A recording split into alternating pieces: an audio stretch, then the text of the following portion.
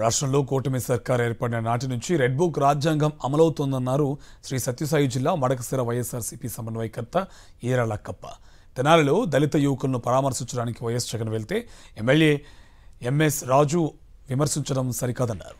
వారిపై కేసులు ఉండవచ్చు, కానీ బహిరంగంగా కొట్టడానికి పోలీసులకు అధికారం ఉందా అని ప్రశ్నించారు.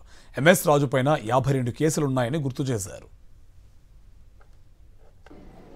ఒకవేళ కేసులుండొచ్చు, కేసులున్నంత మాత్రము పోలీసులకు ఆ విధమైనటువంటి అధికారం లేదు.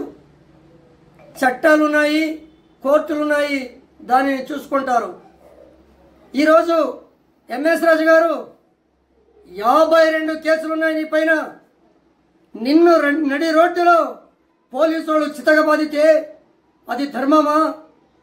నీలాగే వాళ్ళు కూడా మనుషులు కాదా?